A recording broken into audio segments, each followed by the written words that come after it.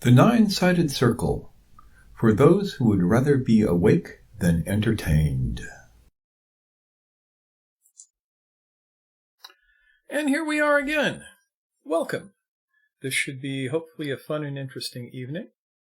For those of you who are paying attention, you will notice that the background behind me looks a lot different. There's a reason for that, which is, since I'm on walkabout, every now and again, I have to go someplace else. So, I am getting ready to move to the next stop on my adventure, and so that's why you see all of the boxes and nothing on the wall and all of that kind of stuff. Next Sunday, you will be looking at an entirely different backdrop, and hopefully it will be fun. Lots of things are happening. I have finally figured out a way to start developing a school curriculum that can be offered to the world in a way that hasn't been done before, I think. And it should be a lot of fun. I will keep you appraised of this as it develops. I'm pretty excited about it. So I trust you're all doing well. I see people are coming in. And as usual, there's about a 10-second lag between what I'm saying here and what you're seeing there.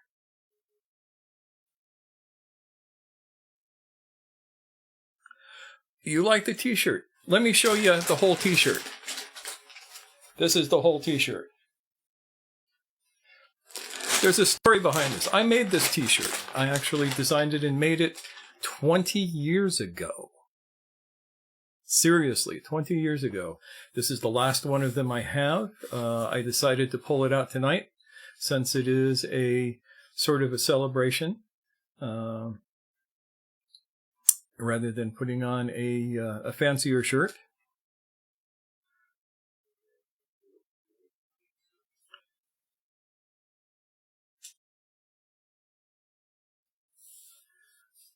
Yeah, I created it. I'm a graphic designer, and so I have a lot of fun with that. And I had access for a while to a heat press for doing heat transfers onto t-shirts, and so I got crazy one night working late and just made this. And it was fun, and I like it. And it's an in-joke. So fortunately, you guys are on the inside of the in-joke. So tonight, the title of the talk is Finding Your Way by Finding Your Way.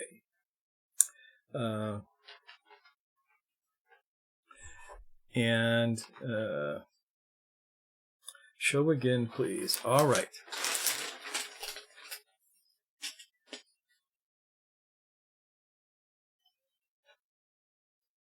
There.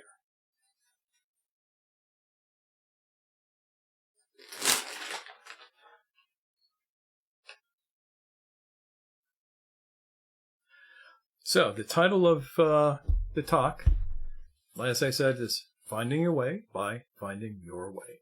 Let me tell you how this starts. Mr. Gurdjieff, that guy there, had a student, Peter Ouspensky, the famous Russian mathematician. And Ouspensky, for the longest time, was considered Gurdjieff's #1 student. He wrote several books on Gurdjieff's methodology and finally broke with Gurdjieff. And the reason he broke with Gurdjieff was very interesting. Ouspensky, being a mathematician, wanted to know what the heck the system was. And he was always looking for the system, always looking for that thing. And Gurdjieff kept saying, there is no system. And he would demonstrate that by doing one thing with one student and doing the exact opposite with another student. And this, as you can imagine, drove Ouspensky nuts. And the fact of the matter is, there is no system. There is no one size fits all. There is no way that you can develop one specific set of teachings that work for everybody. And if somebody tells you that they have that, watch your wallet, because they're trying to sell you something. So, Mr. Gurdjieff said that a real teacher has to be able to design what the student needs. And I'm paraphrasing here, so you won't find this exact quote. But it has to be able to design what the student needs in the moment and have the intuition and understanding to know what it is, as opposed to looking into a book and looking up, having a diagnostic and statistical manual for enlightenment, you know. He's this on axis A and this on axis B and this on axis C, and so we need to give him this practice. It doesn't work that way. Now, this is a problem. Like I said in the little blurbs for this is one of the most dangerous pieces of knowledge that you will ever run across. Because people who find their way often make the mistake of thinking that it is the way. And they will want everybody to do their way. Especially if their way doesn't work. As a matter of fact, I would say that the less their way works for them, for waking them up, the more they want other people to follow it. Go figure. Does this make sense to you guys? Are you... This is me holding my tablet so I can see all of the different comments, or if you want to call me names or any of that kind of stuff. I haven't been called a heretic in like 3 days, so feel free.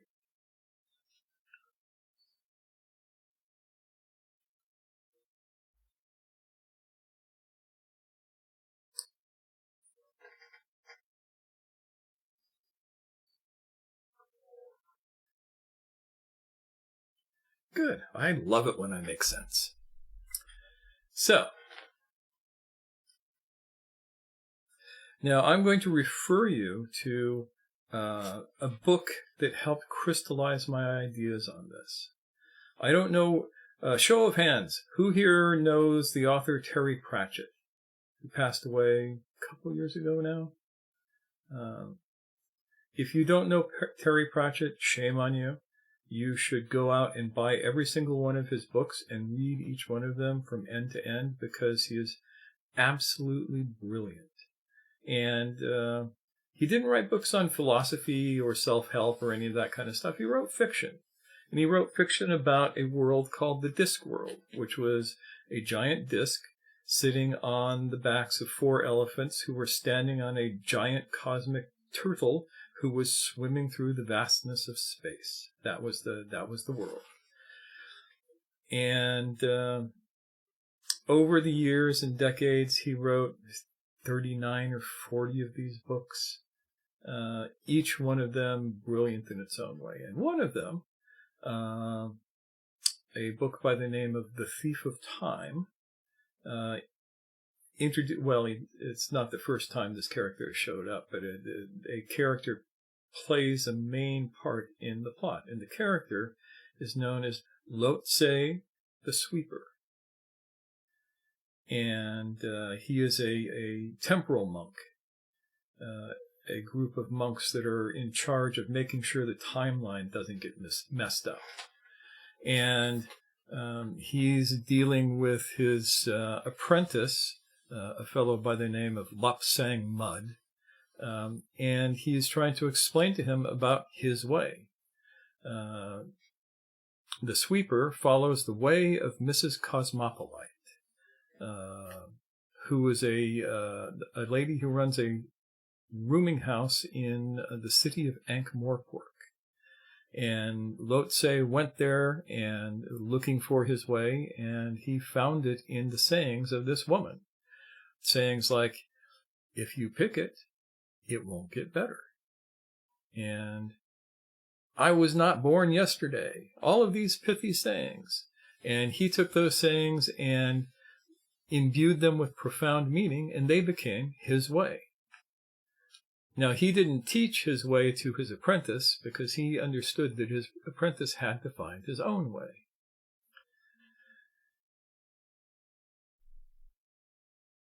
And so I am here to suggest to you this heretical notion that each of you who is listening to this, and everybody who isn't, potentially has a way, has an approach to their own self-development that is unique to them, will not work for anybody else, but will work for them like gangbusters. And all you have to do is find it. Now, you may well ask, how do you find it? There are a number of different ways to attempt finding it. You can study the ways of others and see if they can point you to any ideas. You can go off and meditate and, hang out in retreat for long periods of time. Climb up to the cave on the mountain and do your practices until the angel comes, as it were.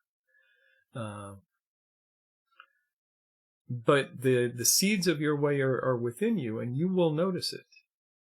Now, you have to be careful because, like I said, the institutionally accepted ways don't like competition.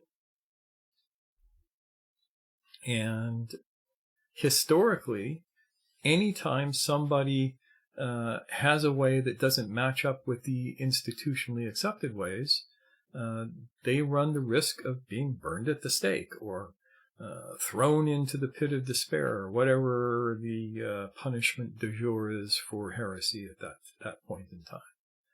Not everybody is like Lao Tzu. You all know the study of Lao Tzu, right? He hung out in whatever city he was hanging out, and he decided one day that he was leaving and going off into the wilderness to be a wandering mendicant and never see another human being. And the guard at the gate stopped him and said, "No, you can't leave until you write down your wisdom." So Lao Tzu sat down and penned the Tao Te Ching, handed it to the guard, and walked out, and it was never heard of again. That's the story.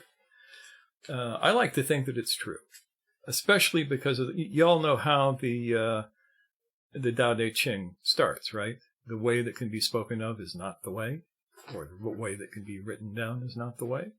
So he gave us the code in that very first line. But it got him out of the city, so.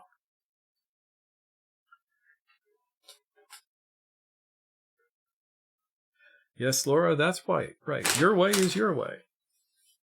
Now, you have to understand that there's a couple of things going on. Your ego, your conditioned self, does not know your way and cannot know your way and will never know your way. To find your way, you have to get around that little piece. So you have to find ways to quiet your ego down until you can create enough silence in yourself that your way begins to show itself to you. Now, I can only speak for myself.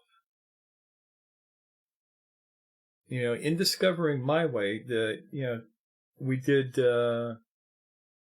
Patanjali's Yoga Sutras. That book was one of the major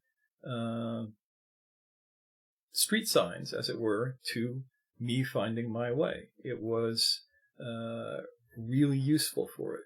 The book is not my way, but it was a pointer, and it contained enough clues for me that it was a great help to me.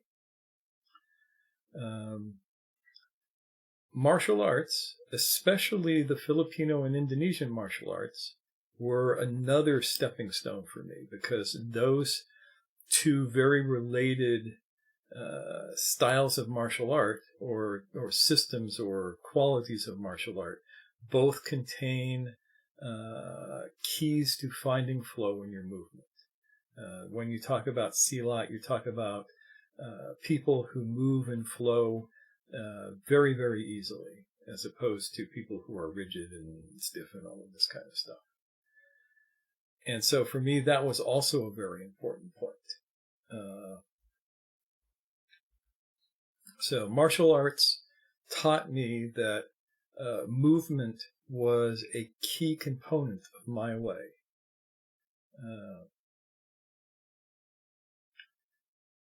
When I was in India, living in India and studying, the kind of practice that I was studying, which was a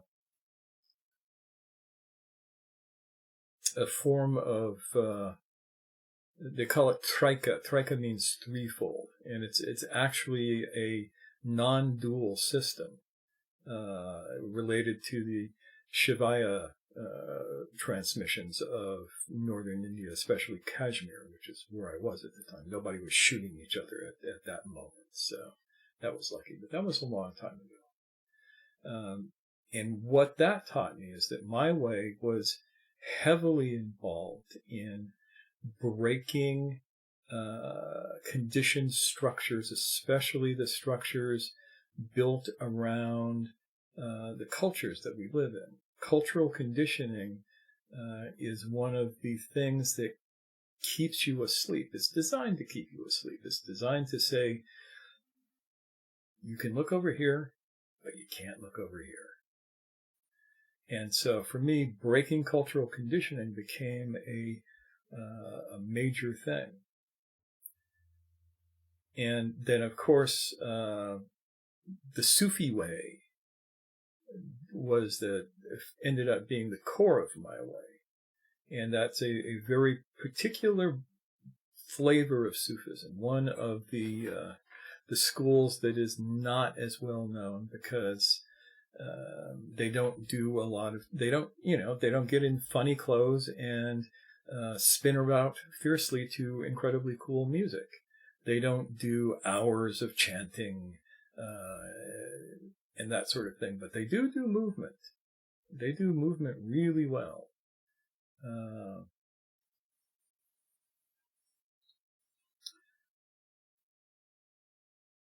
And so all of these were signposts to my way. And my way is what I use to stay awake. If I don't use my way, I will tend to drift.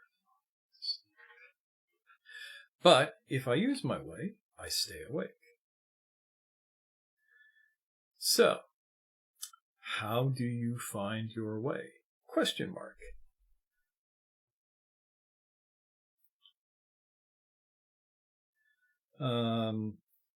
Michael, ego is noise, question mark. Ego can manifest that noise as noise, but ego is not noise. Ego is conditioned patterns. Ego is being a person in a culture who is allowed to do certain things and not allowed to do certain things, who is allowed to have only a very narrow set of responses. In our culture, I grew up in a culture where, for instance, being gay was literally outlawed.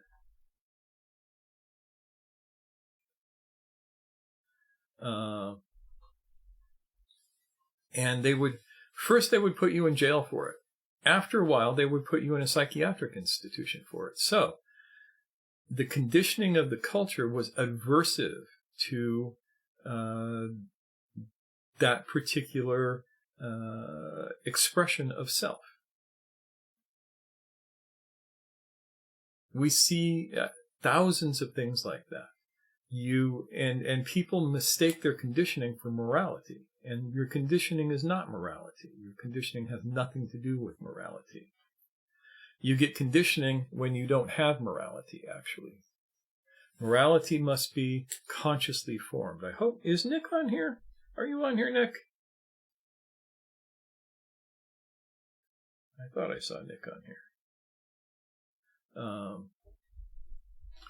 Ethics are internally generated from being, not externally imposed by culture.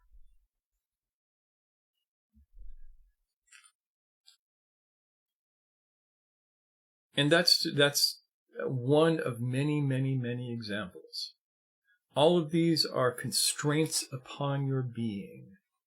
And this gets into, in the Enneagram class, we talked about the law of 3 and the law of 7. Well, the law of 3, or the threefoldness, says that in each level of existence, for a lack of a better way to talk about it, you are constrained to more and more rules, as it were. Rules or laws. Mr. Gurdjieff called them laws. So, at the level of 1, all you have is the unity. At the level of 3 laws, you have the 3 forces that create the universe. That's a whole lot of freedom. By the time you get down to where human beings usually hang out, you have 48 constraints upon being and consciousness. And most people actually live under 96 these days rather than 48. So you can imagine how rigid that is. And trust me, it's the case, because if you learn any of this stuff and you're halfway aware of the people around you and you begin to feel their patterns, you will know how they will respond to anything. And that's both a gift and a curse.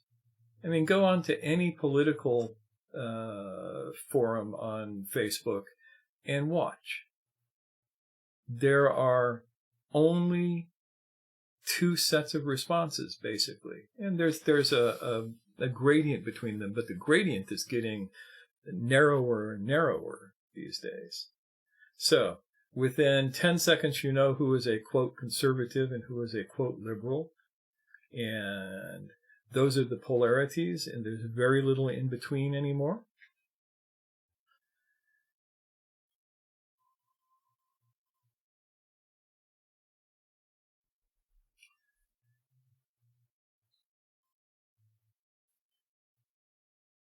And so what we want to do with our way is find ways to move away from so many constraints upon your being.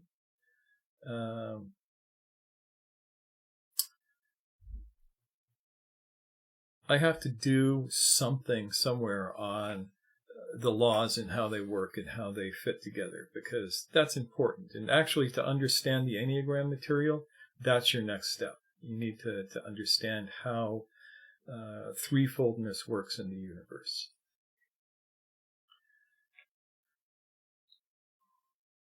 And hopefully that will happen soon. Nick. People need to talk with Nick about this at some point,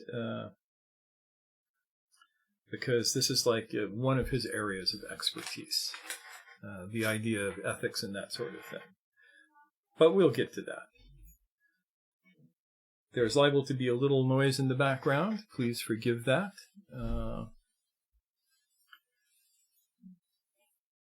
So that's the basic rundown on the way. And your way, interestingly enough, will free you. It's pretty much the only thing that will.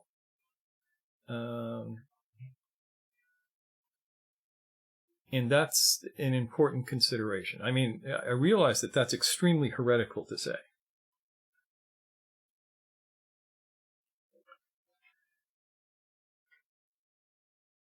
And yet, it's true. My way won't free you.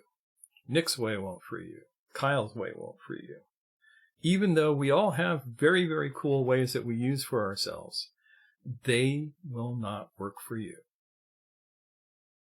The best that we can do with any person that any of us work with is look at them and intuit what their way is likely to be and arrange the conditions where they can encounter it or encounter the elements that will create it.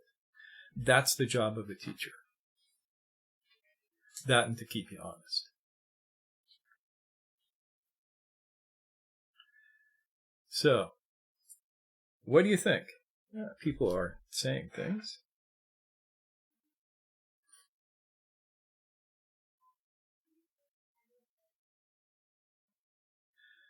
Finding pre-made is usually right out. There might be a way that fits you perfectly that's already out there. Cobbling it together from disparate elements does not work either. That's like these guys who, if you're old enough to remember the 1970s in the martial arts, there were all of these guys who were building their own system. They would go out and spend 6 months apiece studying 10 different systems, and then they would take what they learned and put it together and slap their name on it, and they would have their system. None of those systems are around anymore, and there's a reason for that, because they didn't work. They were not a true way in that sense, and they were not an effective methodology. Your way is not cobbled together from other people's stuff. Your way is intrinsic to you. It is imprinted on your personality, and it's part of your destiny. I don't think we've ever talked about that. With the people who I take on as students and proteges, this is the first talk that they get. There are 2 lines of existence for you. One is your fate, and the other is your destiny. Your fate you get automatically. You don't have to do anything to get your fate. Your fate is entirely mechanical. It is created by the conditions that you are born into and grow with, and its outcome is inevitable. So you can look at somebody and go, in 10 years, that person is going to be in a psychiatric institution, or in 10 years, their marriage is completely gone, or any of that kind of stuff. That's their fate because of the mechanical patternings in their life. And it's purely stimulus response. Now, your destiny is this whole other thing that lives inside of you in potentia. Your destiny only begins to manifest when you consciously, intentionally step from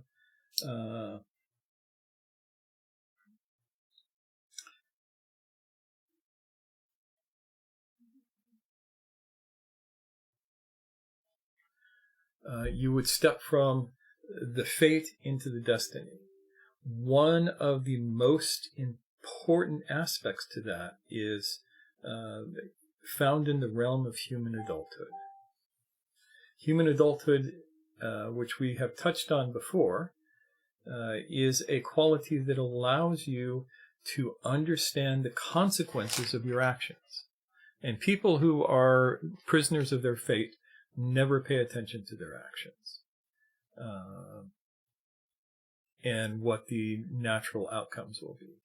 For example, there's a classic Stanford study of kids and cookies, which I will relate to you even if you've heard it before. I don't care. I'm going to tell you again. So, take some kids in a room and you put a cookie in front of them. And you tell them, if you'd like, you can eat this cookie now. Or, I'm going to leave the room, and if the cookie is still sitting there when I get back in 10 minutes, I'm going to give you a second cookie. If the cookie's gone, you don't get any more cookies. And the researcher leaves the room, and he comes back, and most of the cookies are gone. A couple of the cookies are still there. And what we understand from this is that children are not able to judge consequences and outcomes and discipline themselves to the outcome. Interestingly, the kids who left the cookie on the plate and got the second cookie, later in life, have done very, very well, better than the kids who ate the cookie. Now, this seems pretty straightforward, and yet we know that most people out there are unable to not eat the cookie. They will take the fulfillment of the momentary desire over the ability to wait for the outcome that will serve them. Think about that. So, in order to find your way, and when I say way, I'm talking with the capital letters, you must step from your fate to your destiny. In order to do that, you must be able to look at an action and go, what are the probable outcomes if I do this action? And then choose to do or not do the action if the outcome is either good or bad for you. It sounds so simple. It is simple. It's just not easy. Because we are creatures of instant gratification. That's what children do. Adults can delay gratification for an outcome. And in order to find your destiny, you have to train yourself to that. And you specifically have to track it. You have to track it. I don't know if Ramon is on here. Ramon and I were just having a conversation about this subject just a couple of days ago. There is a theory that one of the things that made us human was a thing when we were just emerging as human beings, when we were hunter-gatherers. And one of the ways that we hunted, and a couple of people still hunt, is called persistence hunting, which is where you basically chase an animal down until it drops of exhaustion and you can walk up and hit it with a rock or stab it with a stick. The San Bushmen still practice this. And what it developed for them was a thing called speculative tracking. Speculative tracking is where, because you have the correct knowledge, even if you lose the physical tracks of the animal, you can put yourself in the animal's place and future pace where the animal is going and regain its trail. And because of this really interesting superpower, our ancestors were able to successfully feed themselves with high-fat, good protein meals, which gave us really big brains. Which allowed us to do better persistence tracking, better persistence hunting, and speculative tracking. Now, that ability to future pace seems to have carried with us. It wasn't that long ago when all of our ancestors were doing this. 5,000 years ago, they were doing this in large portions of the planet. 10,000 years ago, pretty much everybody. And the idea of running an animal down doesn't seem terribly reasonable until you realize that human beings have the greatest endurance of any land animal. We can run all day long.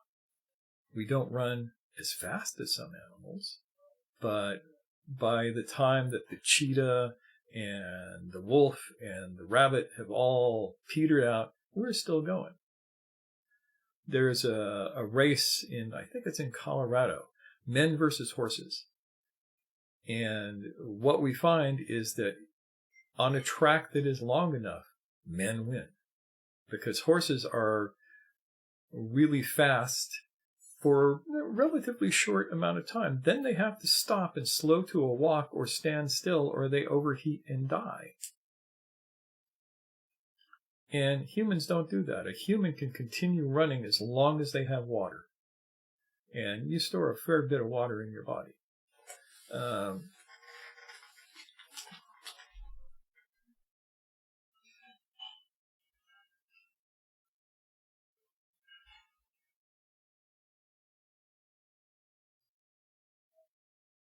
Yeah. Ross, hunting from the blind is a different thing because you may not have the luxury of waiting for somebody to wander by so that you can eat them. The thing about hunter-gatherers is they most oftentimes had to go out and track the prey and stalk the prey and then take the prey as opposed to waiting for the prey to come to them. And that's just my experience. Now, persistence hunting has fallen out of vogue. And interestingly, one person is a lousy persistence hunter. You need a group of people, and you need a group of people who understands the behavior of the animal that you're hunting, because none of those animals that you're out there chasing, none of the antelopes or wildebeests or anything, their ancestors didn't manage to breed by being dumb enough to be run down. So you have to outsmart them because they have tried and true methods for getting you off their trail. And that's where the speculative part comes in. Without that element, you can't really persistence hunt. Now, what I'm going to suggest to you is just as our ancestors persistence hunted the antelope or the eland, you need to persistence hunt your way. All of the elements that your far ancestors had that allowed them to do that are still existent inside of you. And while they may be dormant, they are not dead. And you can get in touch with them. And if you get in touch with them, you can learn to extrapolate where your prey is going. In this case, your prey is your own ego. And you can begin to make the choices that are necessary for you to get to where you want to go.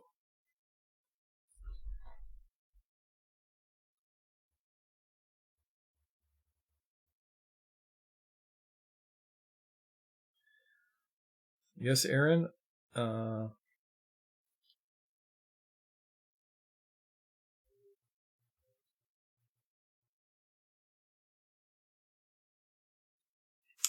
Yeah, John has a very interesting pair. What are some identifiable qualities of teachers that indicate that they have what it takes to help a student in their own way? That is a damn good question. First, the teacher has their way and practices it. Second, the teacher does not point to themselves. They point to the teaching. If you go and you listen to somebody who's supposed to be a teacher and they talk about how great they are, that's probably a sign that you should maybe go elsewhere. If the teacher can read you, that's important. And one of the signs is that when you're around a teacher, they tend to make you feel more relaxed to a great extent, even when they are taking you to task for being a complete boob. Because the teacher tends to, excuse me, good salad today. Teacher tends to ease your burdens a little bit when you're with them.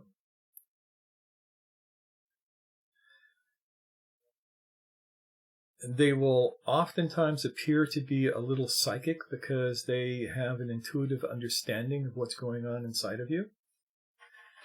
And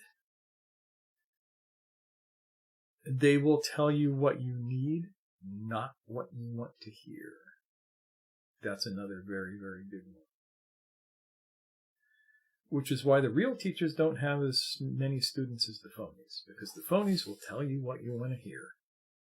And then voila, you're stuck. You're trapped in that instead of with a real teacher who will help you get to where you need to go. And while a teacher will teach from their way, they will understand that the student is developing their own way, which will most likely look something like the teachers, because students are drawn to teachers because the teacher's way tends to resonate with their own. There are points of identification between the two. If your way has nothing in common with my way, you aren't going to want to listen to me. I'm not going to make sense to you. It's going to be like I'm speaking a weird foreign language, or like I'm completely nuts, which, could be the case, but we won't go there. So I hope that helps with ideas of ways. And Aaron, yes, the energy that is necessary for that kind of hunting is interesting. But human beings have a two-fuel system. If you were to run on the energy that is the stored glucose in your body, you are not going to get very far. If you run on the energy in your body that is stored as fat, if you burn fat as fuel, as a first choice, then you can go for hours and hours and miles and miles. And you carry a lot more of that in your body than you do of glucose. Glucose, if you're sprinting, you've got probably 20 or 30 minutes worth of glucose in your system. If you're endurance running, you've got 4 or 5 days worth of fat in your system, maybe more. Yes, kind of. Ketosis is one of the aspects of it.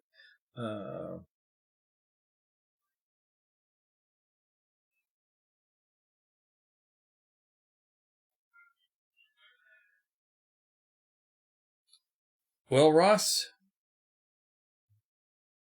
don't know what to tell you. I will do my best to get you clicking, but sometimes not everything is for everyone. So when that happens, when it's not clicking with you, the best thing you can do is take the knowledge and put it in your bag, put it in your backpack. Don't throw it away. Just keep it for later, and either at some later point it will click, or you will run across somebody who you know really needs that chunk of knowledge, and you can give it to them. That's my recommendation.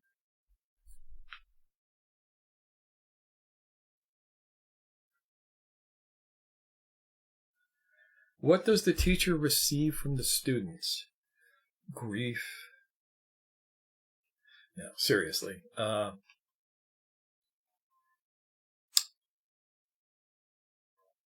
There is an energy exchange between teacher and student.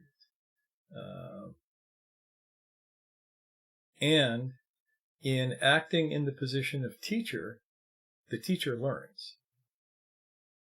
Now, just because you're in a position of a teacher does not mean that the game is over for you.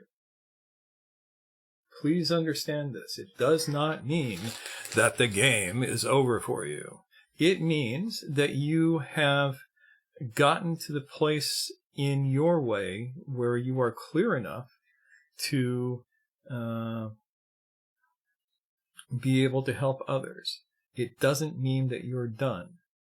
So the process of teaching, for some people, not everybody goes down that path. Not everybody who finds their way becomes a teacher.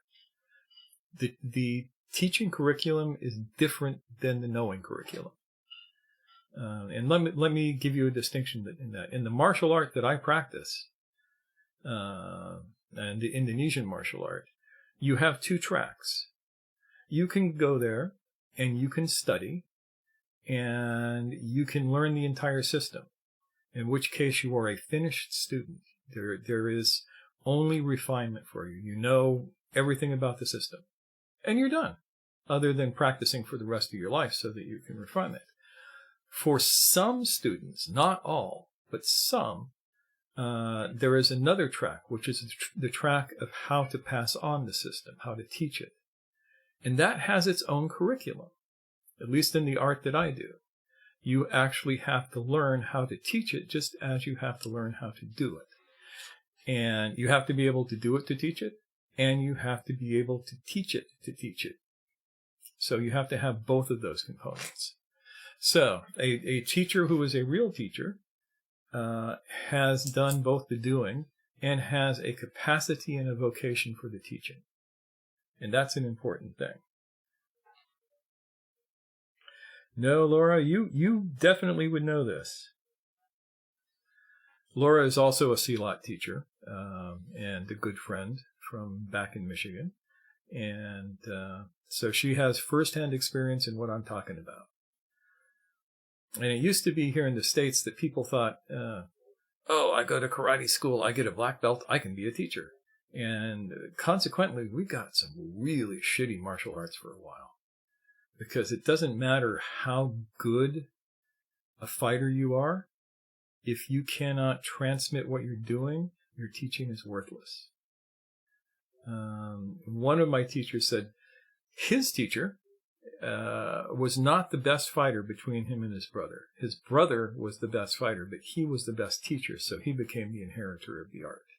And that's how it works. The head of an art is the one who can teach it best. Another example is, for those of you who know boxing, you probably know of one of America's great boxing trainers, Cus D'Amato. Cus D'Amato, in his best day, could never have beaten Mike Tyson. But he was the guy who trained Mike Tyson to the point where he became world champion. Something to consider. So how are we doing on... Have I missed any questions? Michael says, accumulative tools never know when it will be appropriate or someone will need help. Yes. Thank you, Dave. I love being unreasonable. Now, Dave is also a teacher, and you will find that the people who are attracted to him, and I know this because I've been studying him for a little while now, their ways are similar to his. The people who are attracted to me, their ways are similar to mine. And that is enough to create an entrainment. Y'all know entrainment? Entrainment is the tendency of two oscillating bodies when they are oscillating in near frequency to oscillate in union over time, the weaker oscillation merging with the stronger. So if you have two cuckoo clocks on a wall, and the pendulums are swinging and they're swinging in the wrong directions, sooner or later they will come into synchrony and both of them will swing together. And whichever one has the greater amplitude in their swing will be the one who leads. So, a teacher of a way is somebody who has enough amplitude that you can entrain with them. That entrainment will allow you, believe it or not, to see your own way, not their way, if done correctly. Does that make sense? I'm sure that you've all experienced this.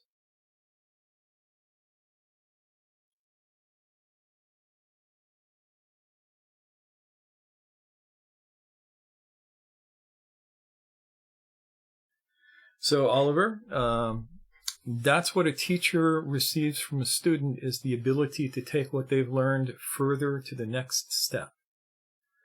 And one of the parts of the next step is for somebody whose vocation is teaching is to give back. For me, there is no greater happiness that I can think of, no finer pleasure than looking at my students and going, damn, they're doing good. I just had this experience. Some of my fencers went to a big Michigan fencing meet this weekend, yesterday, as a matter of fact, and did very, very well and got lots and lots of compliments on their fencing. And I looked at that and it was like, that made my day. That made me so happy and so proud of them that they are excelling at their art that much and people are noticing. And I could get egotistical about it and go, yeah, I did that. I didn't do that. They did it. I merely nudged them. But I get the reward of that in seeing them do well. This is another thing about a teacher, and this is actually a topic I'm going to be talking at length about probably on one of my first YouTube videos. A real teacher will have students that have been finished. If you go to a teacher and you look around and that teacher is on the top of a hierarchy and nobody is near him or her, you should probably leave. Seriously. I mean, I look, right now, there are, let me see, there's Kyle and Nick on here. Both Kyle and Nick are teachers in their own right. They are my proteges, but they're teachers. I take like great delight in this fact. That they have gotten to the point where, frankly, I don't know if they actually need me anymore. I'm probably still useful, but they have walked their own way enough that they are now taking on the reins of helping others. And I have a number of people out there in the world who have been my students and my proteges who are now teachers in their own right and who I can look at and say, I support that, as opposed to the pseudo teachers who, when somebody gets close to their state or station, will drive them away so that nobody can compete with them. And I bring that up because that is something in the Western world that is so incredibly common. I have seen it over and over and over again, this hierarchical, pyramidal structure to what passes for schools that do not allow for any of the students to actually finish their development. They are kept in an immature state so that the teacher can feed off of them. Now, this is the part where I like to class icons, and this is the thing that I was talking about that I learned about myself in India, because you're not supposed to say that. You're not supposed to say that a lot of teachers out there are just vampires feeding off of their students, and their students never grow up and they never graduate. You want students that graduate. If you don't have students to graduate, what the hell are you doing? And if your way is a way that does not support that, then your way is worthless, in my opinion. And that is if you were a teacher. If your way does not involve teaching, then that part is irrelevant to you. You're just doing your way. I will give you an example. I met the Buddha on the road, and I didn't kill him. I ordered a hamburger. Years and years and years ago, I was traveling through Seligman, Arizona, which is a little nowhere town just after you come down from Flagstaff, on I-40. That means that those folks who are in Grand Rapids are probably going to experience heavy weather because I have not figured out how to retune my weather app.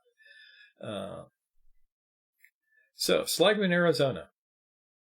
I pull in there, and I'm hungry. My traveling companion is hungry, and we see this weird little hamburger joint, Delgadillo's Snowcap. And there's this Model T out front with a Christmas tree sitting in the back of it and all of this kind of stuff. And we stop and we go in. And there's this little guy behind the counter. And he basically starts breaking all of our patterns, one after another, in the strangest and most hilarious way possible. He does it like he was obviously a disciple of Mullah Nasruddin, because he did it all with profound humor.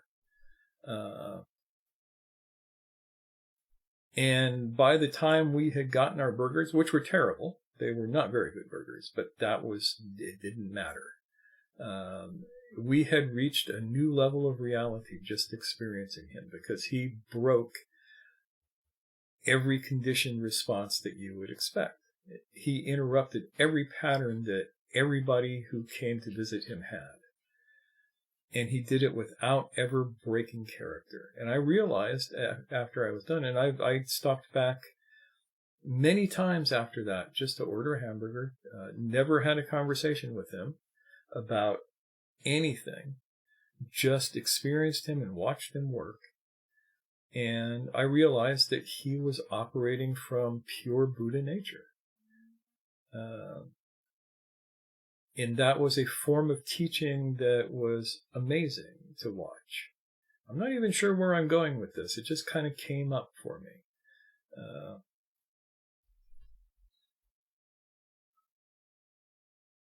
Yeah, the burgers. The burgers were not good. The burgers were probably terrible. But that's what you get in a little greasy spoon hamburger stand. But the teaching was phenomenal. And so, yeah, you can run into it anywhere. So, any more questions? Hopefully this has been useful for some of you. Did he sell ice cream? Yes, he in fact sold ice cream. And Michael observes hierarchies also happen in business.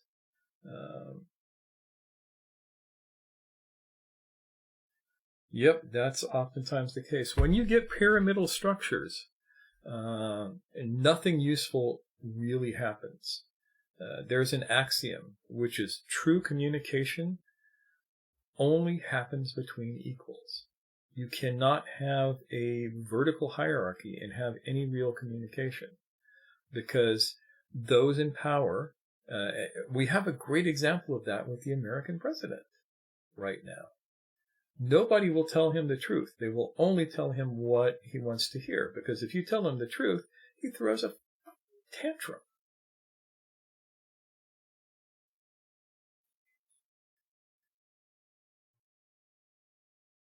This is the nature of vertical. True schools and real teachers create a horizontal plane around them, where they and their students operate on an equal plane. Without that, the teacher can't learn, and the students can't learn. Does that make sense? Hopefully it makes sense, because the students will never get true feedback, because they will never allow real signals about what they think, how they feel, what's going on with them out, because if they do, they could be penalized.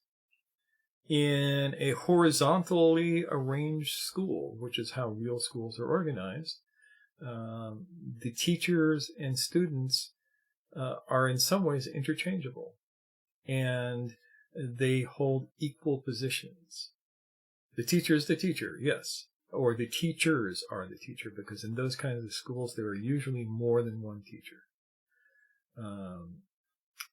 The teachers are the teachers, but they are not higher in a pecking order than the students. Does that make sense?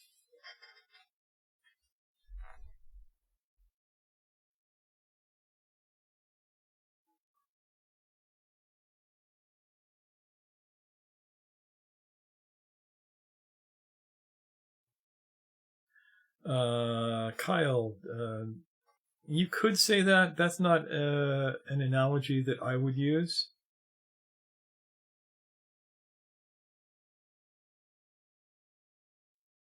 And Michael is correct. Good. Well, it is 8 o'clock, and we should probably wrap it up. Any last questions before we sign off for the night? Do you all have a sense of the idea that you need to find your own way, not somebody else's way? That's an important thing. You have your own unique way that does not perfectly match any other way in the world. And a proper teacher will help you find your way and follow it rather than giving you their way. And the unreal teachers will burn you at the stake unless you follow their way. Bear that in mind. This is why I said in the little blurb I put out for this talk that this is dangerous knowledge. You're learning something here that in times past would really get you in trouble and will get you in trouble now. So be careful with it. Understand that people get freaked out if they are following a false way and you don't want to follow it, because false ways are all built on agreement. When we all go, yeah, it's this way, that's a false way. And a true way needs no one's agreement. A true way is a way whether one person follows it or a million people follow it. And usually a true way doesn't have a million followers. It has one, or a group of people whose ways are close enough together that it is easy for them to work together. Or a group of people who have very, very different ways and yet have found ways to work together. That's even more interesting. Mr. Gurdjieff said, if you want to grow, work with others. If you want to grow quickly, work with others with whom you are fundamentally incompatible, meaning whose ways are different than your way. Because that will force you to out of the position where you can create a way by agreement. So, consider that.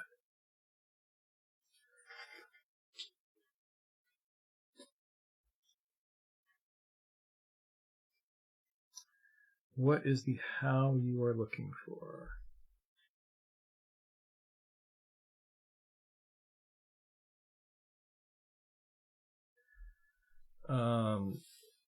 Ross, I am not sure as to your question. Feel free to text me, on Messenger or something, and we can discuss this at length over time. And that's an offer that goes for all of you. If you want to discuss this, I'm often available. Because I think that this is an important point. So, there we have it.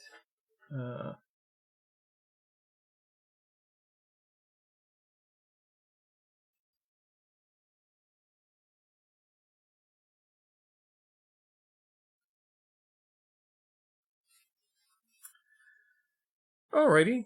I'm actually quite happy my video feed stayed on my tablet this whole time. I think that that's a first. So yeehaw. And I thank you all for all of your kind attention this evening. If it wasn't for you, I wouldn't be doing this. So I am grateful to have you as my mirror to reflect this stuff off of. Because trust me, every time I do one of these talks, I learn something too. Something becomes clearer for me. And that's the phenomenon I've been talking about with the teacher learns from the students as the student learns from the teacher. I'm taking the teacher role at the moment. You're taking the student role at the moment. I'm learning stuff too.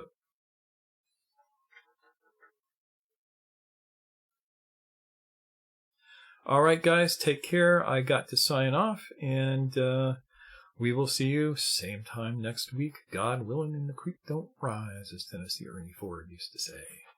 God. myself. Anyway, until next time.